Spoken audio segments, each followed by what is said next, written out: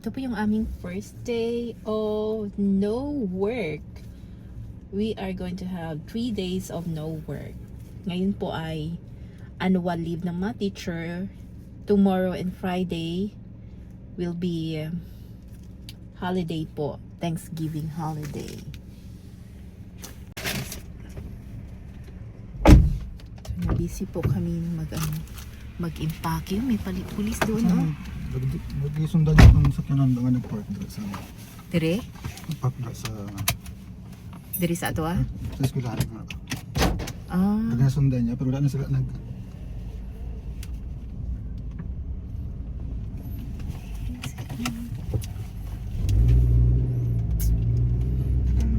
kay Thanksgiving.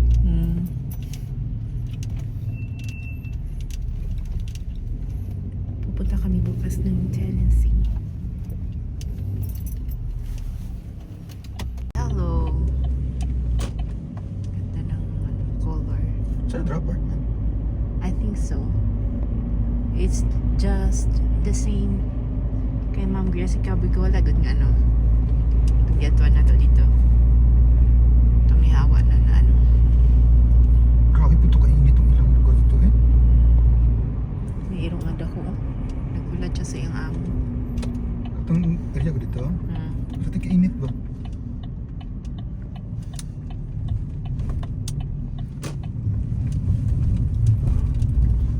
Ari ang pinakadako. Look at this new renovated building. Dati po itong meal. Ngayon po ay sana siyang apartment. Look at that. Isa pa lang tao. Tagka na ang ano, yung mura lang yun.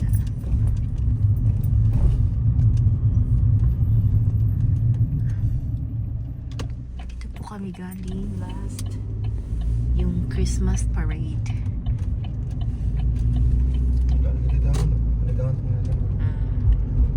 Palitan na nila ng mga ano.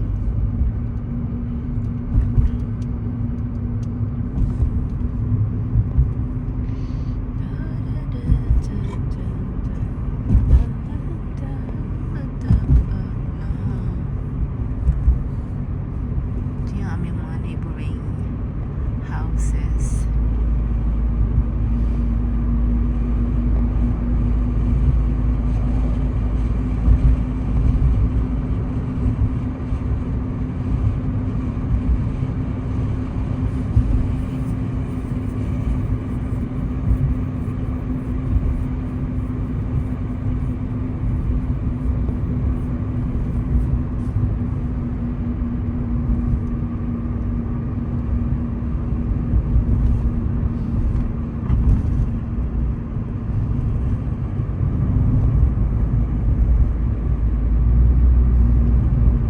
I-drop namin yung bayad namin sa ano. Wow, ang ganda ng bahay, oh. May kurtina pa. Tingnan yung mga decorations ng bahay. Ito, hindi pa niya nakuha ang ano niya. Full. So, ito yung office ng ano ng bahay. Yan. Kami ay nagbabayad, naka-cheque siya. Tapos, itadrop lang namin sa may bintana. Ha? Mailbox.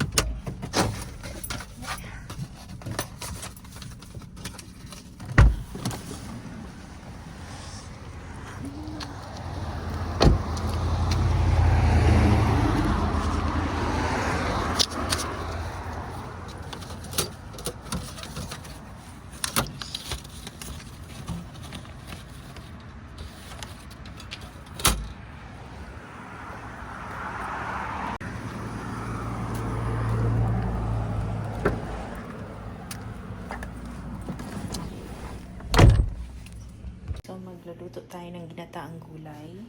Yung mga gulay na meron ako ay ito, kangkong, meron tayong sigarilyas from Yet Store. Lagyan natin ng 1/2 lang na talong, kalabasa, frozen, saka ito frozen na ampalaya. gigisahin natin siya. Tapos meron akong isang mahituna na lalagay natin sa ating niluto. Then, pabili kasi ako ng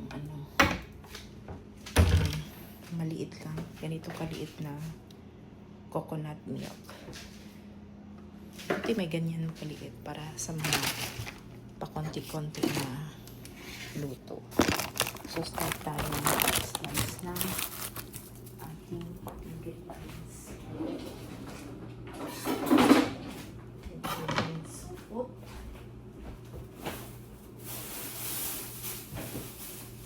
Ito talaga ako magluto. Pag maghiwa-hiwa, kailangan may supot. Para hindi ako patayo-tayo. Hindi ako paalis-alis. Para mag-ano ng supot.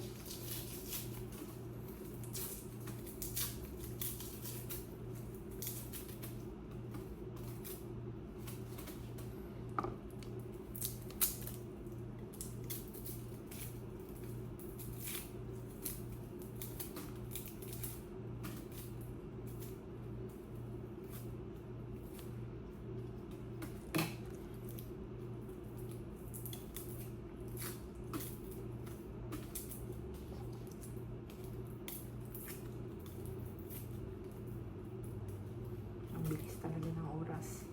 Natapos na yung aming first day na walang pasok. Yung Thanksgiving holiday, bukas talaga yun siya. Tapos meron kaming tinatawag na sa county namin yung annual teacher's leave. Bali, sarado ang mga eskwelahan sa county. Puti lang ito, no? Ang sibuyas na ito, puti na puti. Pero masakit talaga ito sa tapang. Tapang masyado.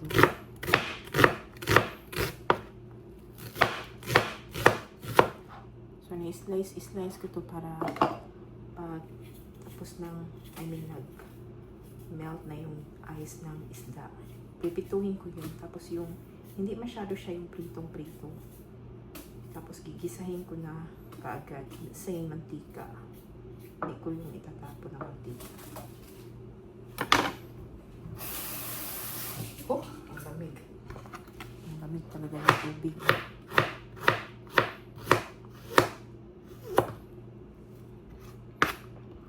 Hindi ko siya lalagyan ng kamatis lang. Tapos, slice ako ng 1/2 lang gagamitin ko nito. Kasi bukas ng umaga, magluluto ako ng kari-kari.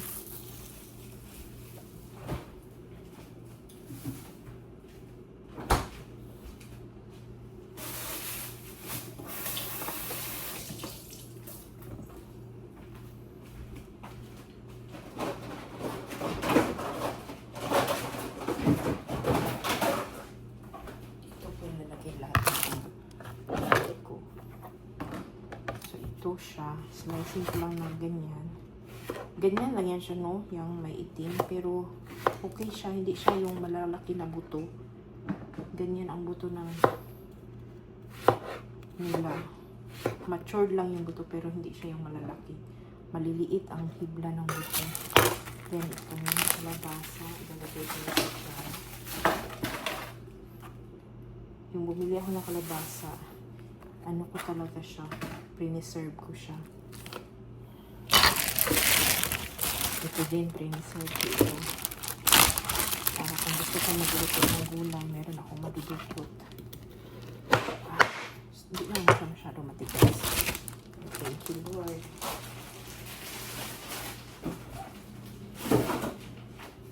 Kasi kung hindi ko yan ginawa, wala kang mabibili dito na ang sa Viet meron.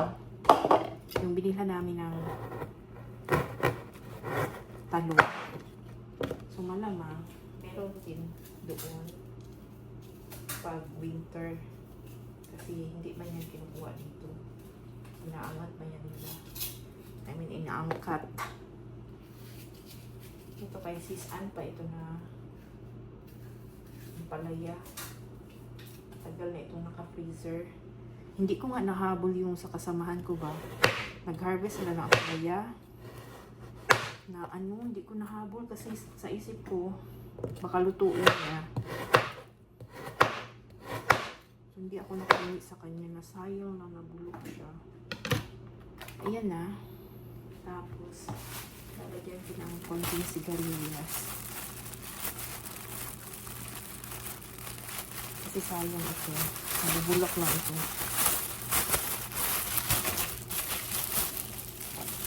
Ito, ganito karaming sigarilyas.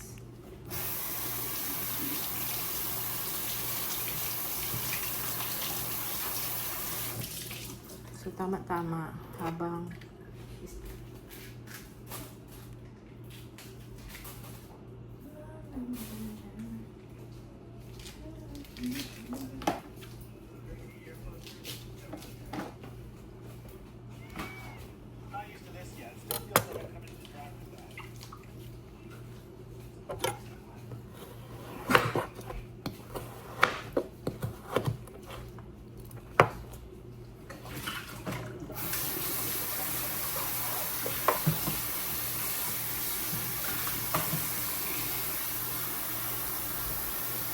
nagisa na ako ng ano.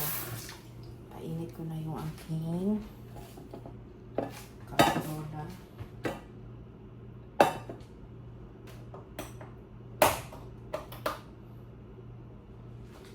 Yung kaserola na ginagamit ko. Ano to siya ng rice cooker. Tapos, ano na siya, sira na siya. Binigyan ako ng rice cooker ng samahan ko na ano. So, hindi na ako magsaing. Dami pang kain. So, yan siya ang lulutuan ko. But before, isda. So, ito ang gagamitin ko. Itong avocado oil ang gagamitin ko sa pagprito. Kasi dyan na din ako mag-isa.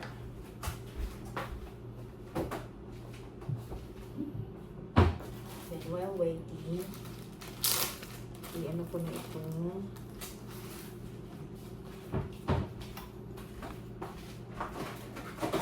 nasan ko itong kangkong. Ako nagtanim nitong kangkong. Bali, nabili ko itong kangkong tapos tinanim ko. Dumami. Tapos ito na ata yung last na harvest kasi ano na, malamig na masyado. Hindi na siya ano.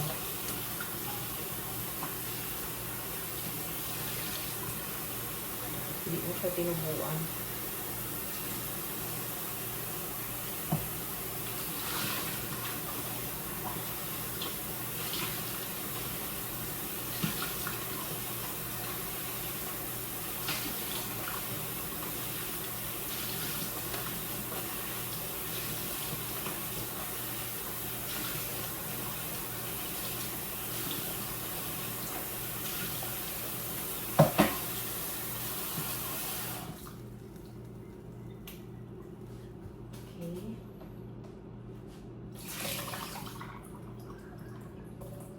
Lagyan ko na ng asin ng isda na pagpituhin ko. Isang slice lang ito ng mga tuna. Ganyan kami katipid ni Emma sa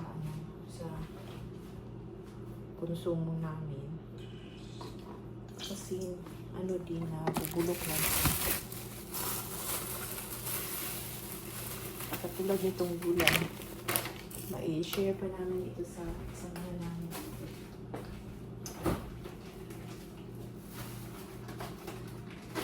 Kanina nagluto ako ng almusal.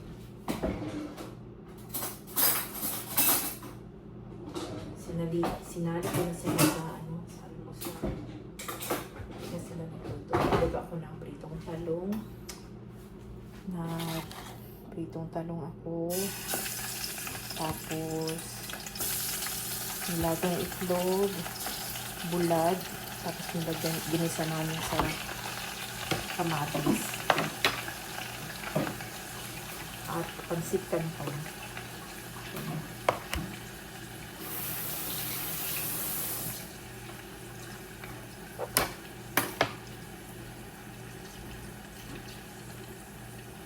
bukas mga 4 pa din ako magigising kasi magluto ako ng nilagang mani, kari-kari.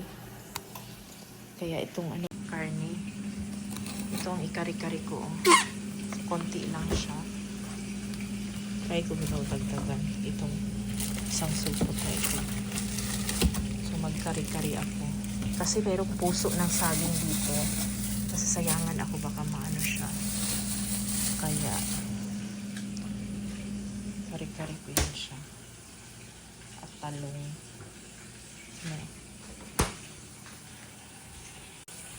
Ngayon, prito ko na isda. Hindi ko masyado ito ipa-prito.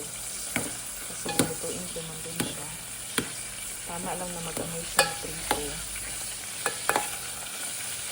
Then, igisa ko na yun. So, lagay ko na yung pang-igisa ko na pangka.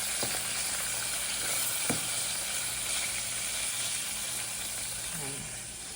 So, yan. Hindi ko lang siya lagyan ng kamatis. Pwede man. Na-harvest ko. Gamitin natin. Kasi nabulok na siya. Maganda itong cherry tomato ba na kasi hindi masyado siya. Gagamitin ko na ito tapos itatapon ko na lang yung lalagyan. Kasi yung iba nabulok na siya. Tapon ko na ito.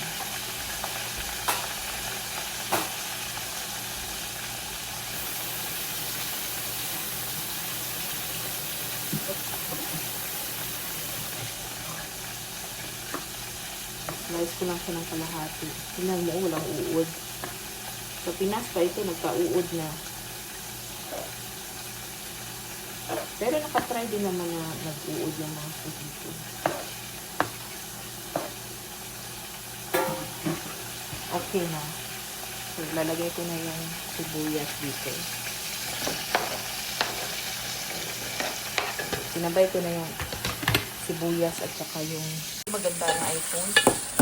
Kasi pag nag-video ka na hindi live, hindi mo front at saka back yung camera. Kailangan mo siyang stop tapos front back. Bakit kaya? Tingnan ko daw ang setting din. Hindi talaga. Trinay ko yung setting wala akong setting nakita. May mirror camera, iwan ko anong effect nun. Nag-touch ako yung mirror camera.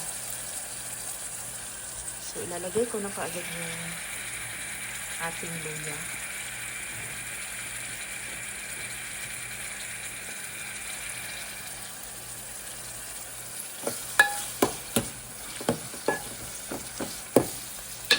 Diyan mo malalaman na yung talaga siya yung ginataan, yung may luya. Ganyan din ba kayo? Kasi hindi ko ma-appreciate na ginataang gulay siya pag walang luya. Pero may iba naman, iba-iba kasi yung panlasa niya. May iba na nagsasabaw, like munggo, nilalagyan nila ng luya. Yun naman, ayaw ko yung may luya na mga sabaw-sabaw na munggo na walang gata. Ayaw ko ng ganun. Kasi parang pinapatay niya yung lasa ng munggo at saka yung sabi niya. Kanina pa wala dito yung kasamahan namin. Sabi nila mag-grocery lang daw sila. Hanggang ngayon di pa sila dumarating. Siguro sinusulit nila kasi may work yung asawa niya bukas siguro.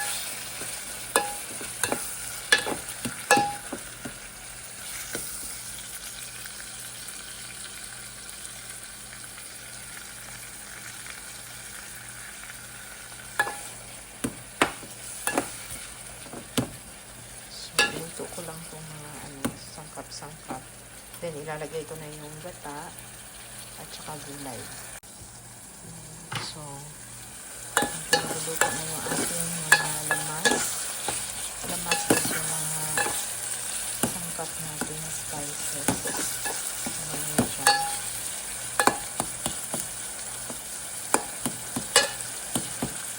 So, ilalagay na natin yung ating gata. Tingnan nyo. Ganyan kalit. Parang sardinas na maliit. So, konti lang. Tapos, i-re-ref ko din yung kalahati. Para sa next na luto. Then, dadagdagan mo siya ng tubig. O, ilalagay ko muna yung gulay. Kasi ito may ice siya. Makadagdag din yun.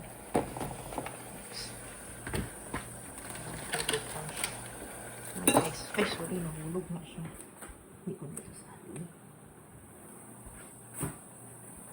Wala basa yun. Mahirap mag-record na nakawag. So, yan. Ihaluin natin lahat. Lagyan natin ang asin. Takpan. Tapos luto na. Ah, yung malong, ano pa pala? Malangga, yung kangkong. So, lalagyan natin ng asin. Ibubuhos ko sa kamay kasi hindi maganda yung asin nila dito. Gusto ko itong pagpaubusin kasi gusto ko ang palitan ng table salt. Hindi ko ng iodized salt. Natin ko siya ng konting water.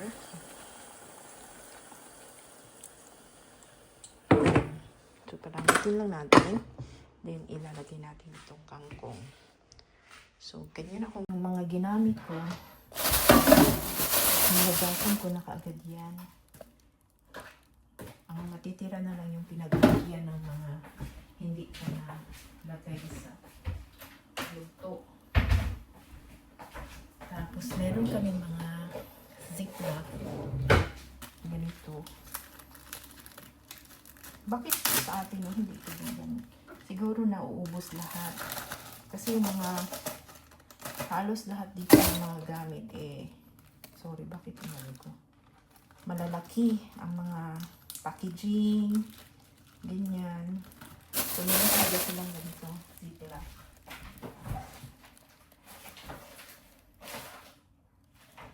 So, ang ref ko, puro lang siya mga leftover o tira-tira sa mga niluto ko. Kaya, hindi kami always nag-grocery ni Emma.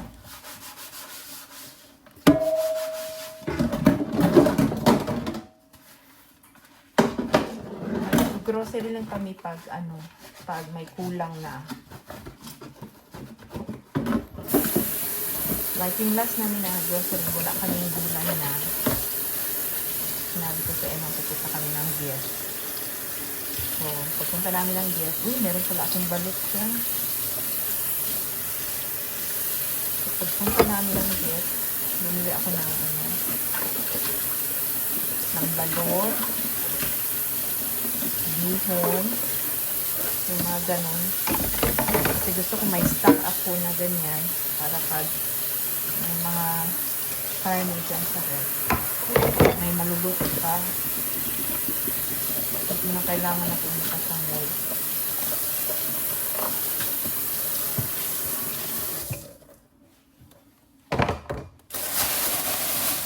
Tatapon muna natin itong mga basura. Tatapon muna natin itong basura. Dalhin ko itong mga basura sa... Kailangan pala natin ilabas ang basura na kalimutan. Kasi ngayon ang deliver. Ng basura dito is Thursday.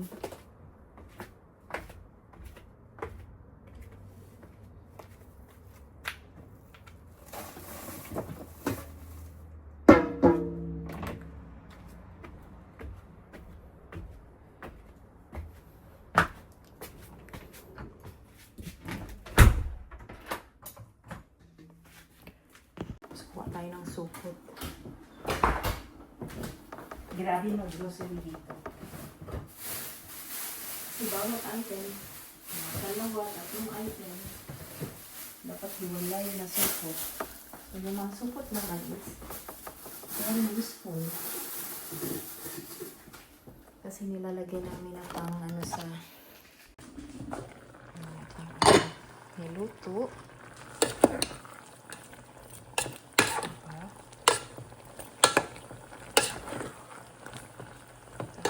Ilagay na natin yung kangkong. Basahan na natin. Sarap. Basta ng kamay.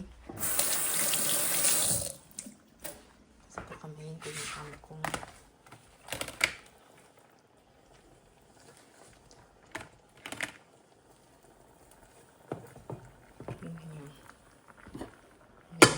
So, sabay-sabay silang maluluto.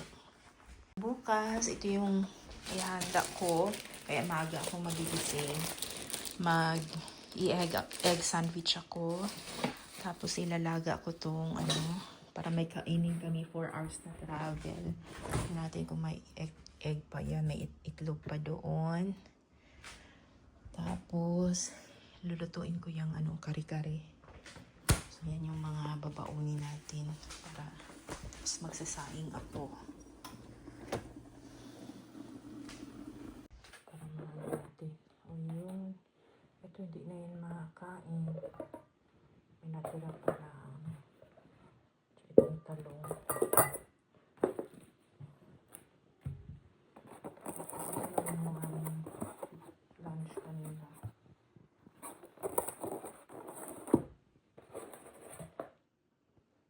Ito wala na yan. Ito, sayang ito ba? Kamahal pa naman ito. Panis na siya.